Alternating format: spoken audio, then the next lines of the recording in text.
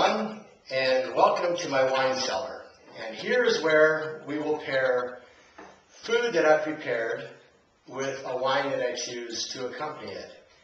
This is a video blog that will be airing from time to time. It's going to be primarily about food and wine, and it'll also be about the wonderful lifestyle that we have here in Santa Barbara. It'll be meeting at a friend's house and entertainment out on the town. It could be a concert or or music in the park or one of the many festivals that we have. But it'll just kind of exploit, if you will, all of the fun things that we do here in our Mediterranean city by the sea. Today's choice of food is going to be rather difficult.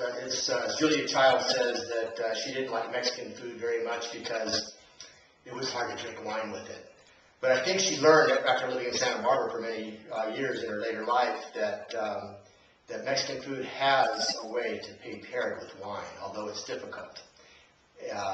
Today's entree is a Mexican shrimp taco that is prepared with mangoes, tomatoes, onions, peppers, habanero chilies, some peaches, and some fresh tomatoes. It is all sauteed up together with the shrimp, and it's rather spicy. The habanero chili is one of the hottest chilies that there is. It's got a little bit of jack cheese, Monterey Jack cheese, and we're going to top it off with some fresh tomato, some fresh cilantro, squeeze a lime, and then maybe just a little bit more salsa to taste. Now, the challenge is, what are we going to pair it with? Of course, beer, is always going to go well with Mexican food. It's a kind of the traditional drink to drink with Mexican food. But for maybe some recent sophisticates, what kind of wine goes with beer? Well, these two all this could go together. You could have a beer chaser with your wine. You could have a good old time drinking this up and eating all this good food. But what we want to do is we want to make sure that this wine goes well with this. Now, I've chosen this French wine. It's a Vin-de-Pays Les Hérault from the Languedoc region in the south of France. It is a blend of Sauvignon Blanc, Viognier, and Chenin Blanc. And it has a very nice crispness to it.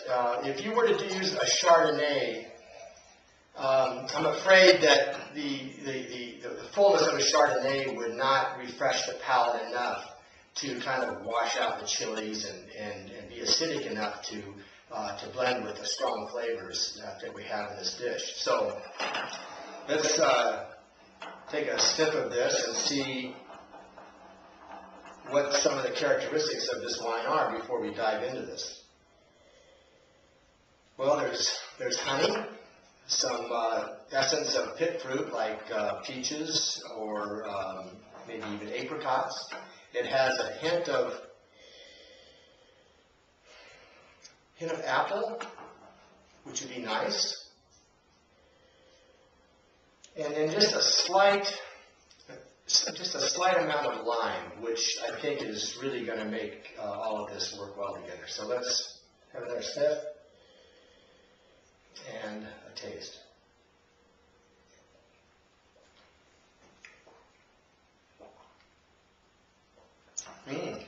That has, the lime really comes out in this, as well as the citrus or the peaches. This is going to be good.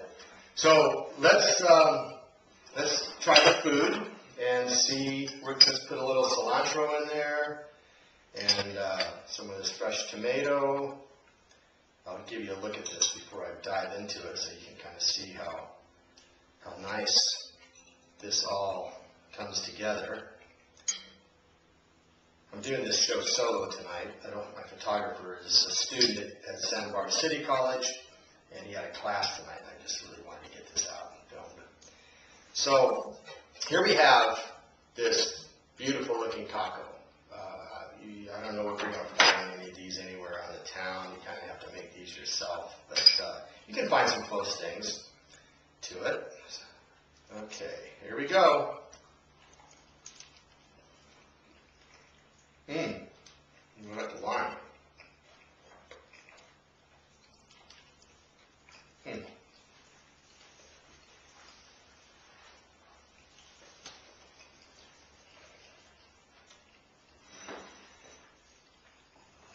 Well, the fruit and the shrimp in here, what a nice combination.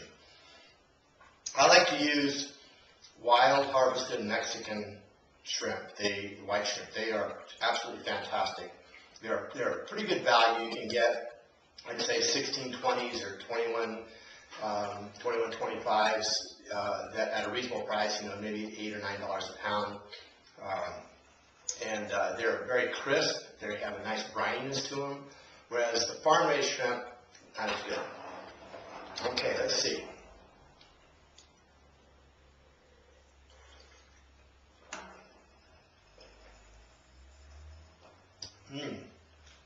Now, what I like about this wine is that because of the spiciness of the chili in the taco, it refreshes the palate for the next bite. It kind of takes the sting away from the chili, the acidity, because it's a balance, and it just gets you ready to really be able to enjoy the flavors all anew again after you have a sip of wine.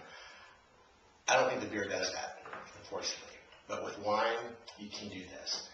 Now, I bought this bottle of wine at the wine cask before they closed down. I wish I would have bought a case. Unfortunately, I didn't. This wine is known as RN13. Kind of a strange name. You think it would be a battleship or something, a name like that. But it's a Vindy Picnic because of the easy opening top. And the RN13 stands for Rouge National 13% alcohol.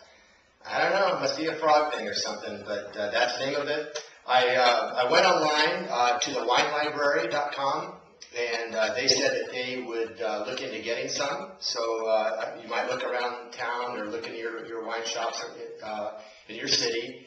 But definitely you can get it through the wine library, so look them up, or maybe some other online wine merchant.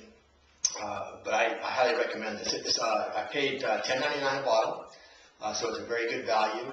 And what I like about it is that, man, you can just take it anywhere. It's like drinking one of those beers from Czechoslovakia with this top on here. I just love it. So without further ado, I appreciate you tuning in tonight.